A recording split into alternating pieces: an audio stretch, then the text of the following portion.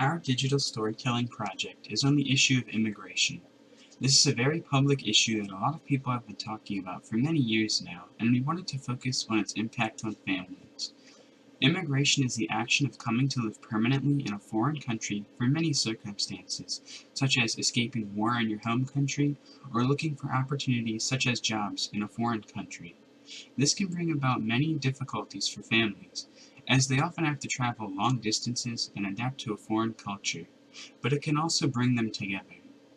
All immigrants do not come permanently, such as migrant workers who immigrate to a foreign country for work, or people who obtain visas, which are documents that allow you to live in a country temporarily for specific reasons like work and education. The two primary parties affected by the policy of difficult immigration to the USA are legal and illegal immigrants. Legal immigrants must worry about the cost and the stress of paying for either their green card or becoming full citizens. Illegal immigrants, on the other hand, have increased depression and anxiety due to the fact they could be deported at any time. Check out this video which debates some of the hardships that immigrants face in our U.S. healthcare system. As of the 1st of October, health insurance has been terminated for 115,000 people who, the government claims, failed to prove they were U.S. citizens or legal immigrants eligible for coverage under the Affordable Care Act. What are their options now, and does the government owe them? Joining me to discuss this, we welcome Kenneth Goodman, professor and director of the bioethics program at the University of Miami Miller School of Medicine, and Juanita Mainster, a healthcare navigator with the Epilepsy Foundation of Florida, who is well versed in the needs of immigrants and healthcare. This was not simply an attempt by society to do a better job. This was a heavily politicized and heavily opposed attempt by the United States to join the league of other healthcare providing nations in making sure that people are covered. It's legitimate to try and make sure that someone is eligible under a criteria. And I would say that we have many duties to immigrants that might or might not include such a thing, depending on the devil's always going to be in the details. But this is one of those things I think that's arisen because of the way it was opposed and politicized.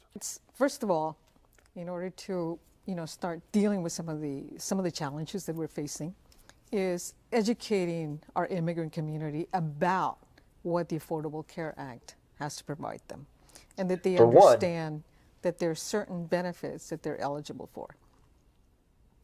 That they understand that there are navigation agencies in the area that can assist them with a process that may be quite complicated for them.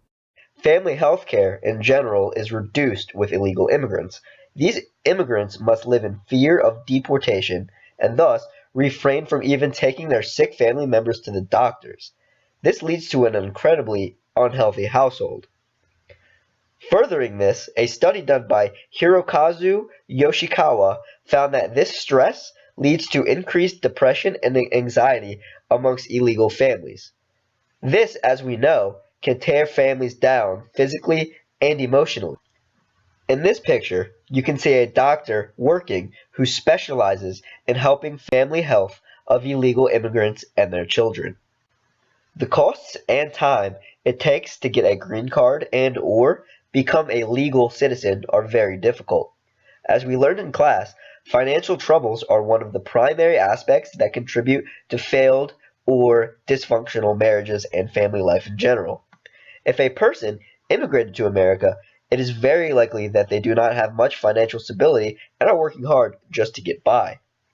Add this, along with the fact that they have to pay up to $15,000 in legal fees and other miscellaneous fees to become a legal citizen, make maintaining a positively functioning family extremely difficult. Did you know 42.4 million, that's 13.3% of our U.S. population in 2014 were immigrants. 70.6% of all immigrants, that's including their U.S.-born children, live in or near poverty. 28.5% of them live without health care. A higher percentage of immigrants are using means-tested programs as opposed to native citizens. The average household size of all immigrants, 3.14. The average per capita income amongst all immigrants, $20,295. Hispanic immigrants have the lowest per capita income at $13,196, and immigrants as a whole contributed to 12.7% of overcrowding that occurred in the United States. As we all know, America is a country that is fulfilled by more than 100 ethnic groups. Even though society is multiculturally built, the mainstream of society still values its own way. Because of that, it makes it really hard for immigration families to participate in social works. Also, I want to address that a lot of immigration families may encounter the discrimination based on their race. In addition to the economic and cultural issues that we've discussed, immigrants also face a big problem when legally trying to immigrate to the United States because of wait times. In the United States, we have a preference system based on family members, and a preference system based on work. If you are trying to immigrate as a family member, it doesn't matter what country you're from or how you're related to an immigrant that's already here, it will still take at least a few years in order to legally immigrate here. In terms of employment, the outlook is generally a little better for immigrants. However, it still depends on the job you have and still could take years to legally immigrate here. So how do students like you feel about immigration? Hi, my name's Annalise Hum. I'm a sophomore. My question is, how do you feel about the immigration in this country? How do I feel about immigration? Yeah. I think immigration is a good thing for the country. I know it's seen in a really negative light, and I know that a lot of people see it as a problem. They make the claim that immigrants are taking jobs away from Americans. I personally, I hold an opinion that disagrees with that. I see it as a positive thing. I think it's good. I think it changes the pattern of jobs available to Americans, which is something that people don't see a lot. Okay. So I see it as a positive thing.